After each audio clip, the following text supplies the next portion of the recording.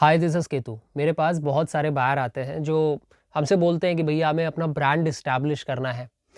मतलब हमें T shirts print करके सेल करना है अपने ब्रांड के साथ। तो आप लोगों के लिए मैं कुछ बातें कहना चाहूँगा। 5 चीज़ें हैं जो मुझे लगी है कि आपको बताऊँगा तो आपके लिए थोड़ा-सा आसान हो जाएगा चीज़ें करना, ठीक है? स्टेप बाय स्टेप चलोगे तो चीज़ें आसान हो जाएँगी और बहुत ही जल्दी आप चीज़ों को पकड़ लोगे और कम से कम इतना सेल करना तो स्टार्ट कर दोगे कि आपको एक कॉन्फिडेंस मिले और आपको एक थोड़ा-सा सपोर्ट मिले फाइनेंशियल, कि आप आगे भी सोचो।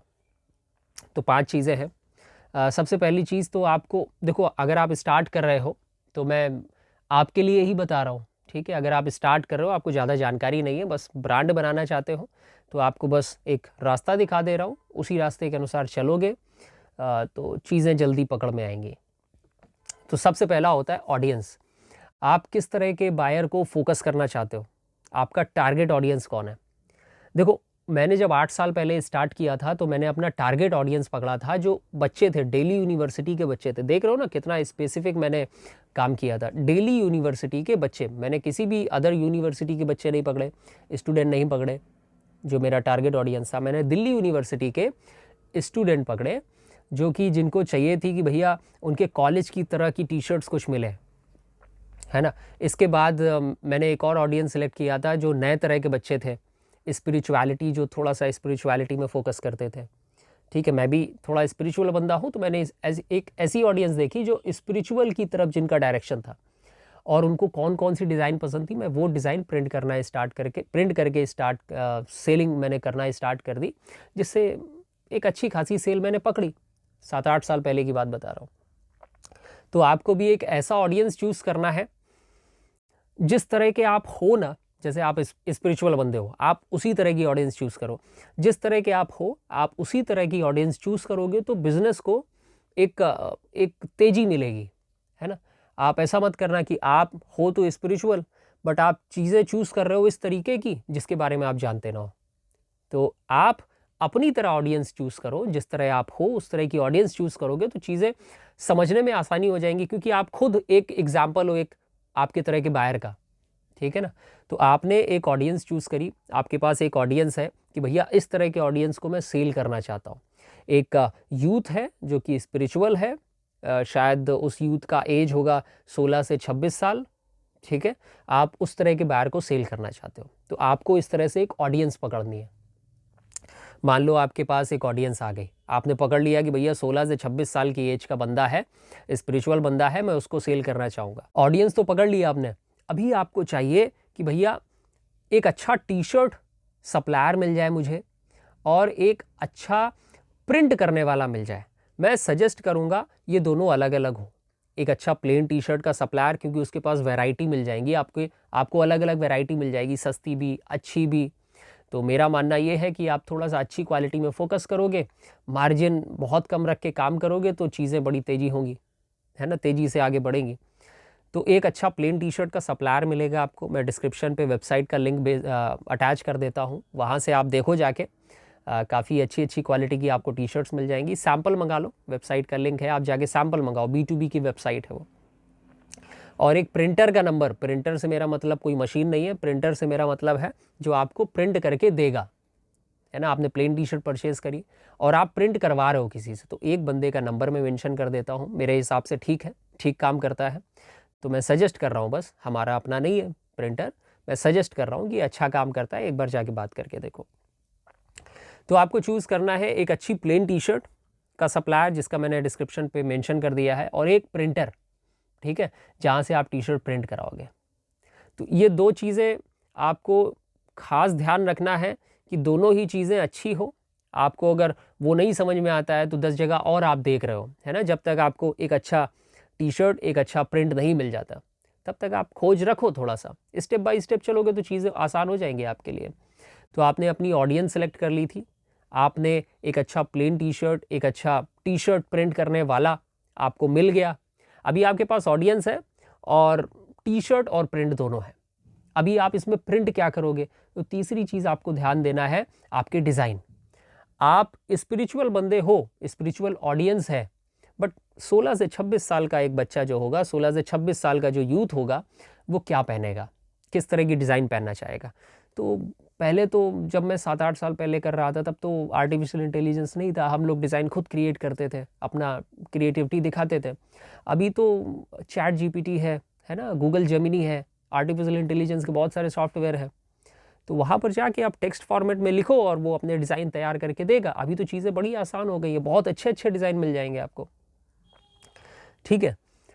तो आपने यहाँ से अपने डिज़ाइन क्रिएट किए, इस डिज़ाइन को आपने प्रिंटर को दिया, प्रिंटर ने प्रिंट किया उसी टी शर्ट पे जिस टी शर्ट पे आप चाहते थे, जहाँ से आपने टी शर्ट परचेज़ करी है, ठीक है।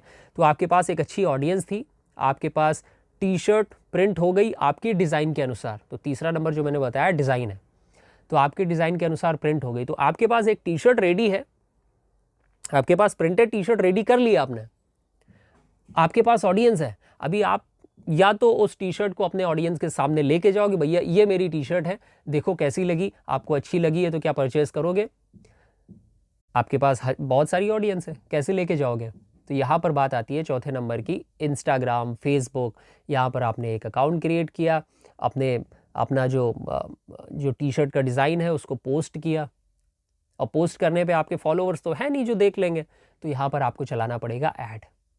और ऐड में ऑप्शंस आते हैं किस तरह की ऑडियंस आप टारगेट करना चाहते हो। तो जिस तरह की आपने ऑडियंस के बारे में सोचा था उसी तरह की ऑडियंस आप टारगेट करते हो, फेसबुक से, इंस्टाग्राम से, शॉपिफाई से, ठीक है ना।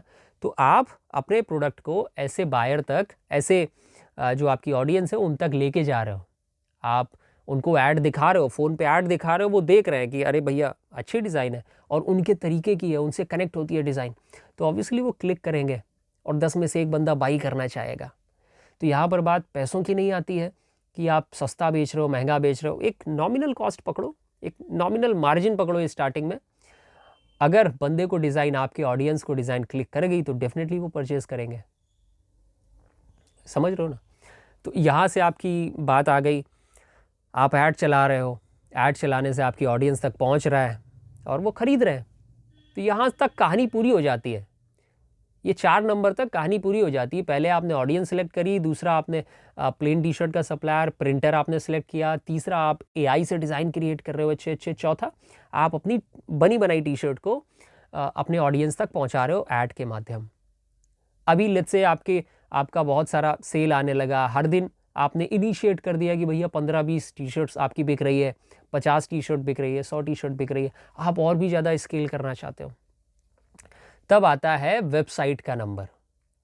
आप पहले ही वेबसाइट में मत घुसो, आप इंस्टाग्राम से सेल करो। बहुत सारे लोग सेल कर रहे हैं, हर दिन 100-100 पीसेस, 200-200 पीसेस केवल इंस्टाग्राम से बेच रहे हैं। मेरे खुद के बायर हैं तो मैं जानता हूँ, समझे आप। तो वेबसाइट का नंबर लगाओ जब आप स्केल करना चाहते हो। आपके बहुत सारे डिज़ाइन हो गए, आपके बहुत सारे बायर हो गए, अब आप चाहते हो कि आपका बायर एक ऐसी जगह पे जाए जहाँ पर आपकी उसको सारी डिज़ाइन मिल जाए और वहीं से पेमेंट कर दे, वहीं से आप परचेज़ कर ले।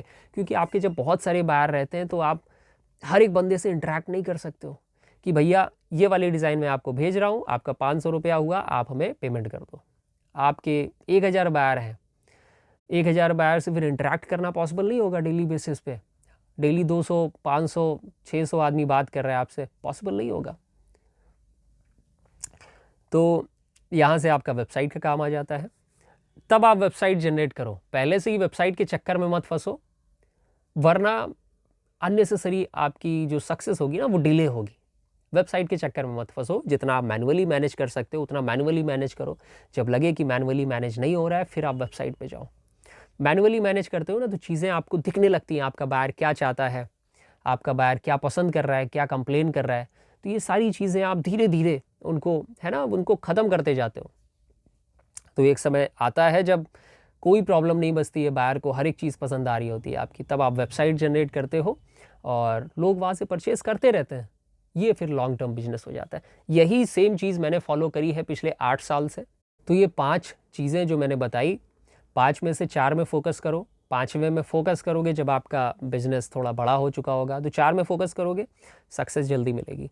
और आप एटलीस्ट इतना काम करना तो स्टार्ट कर दोगे जिससे आपको कॉन्फिडेंस आता रहेगा, ठीक है। बहुत बड़ा बिजनेस नहीं है, प्लेन टी शर्ट्स का हर एक बंदा कर रहा है, कंपटीशन होगा, बट डरो मत कंपटीशन से, आप ट्राई करो, आप भी उतरो।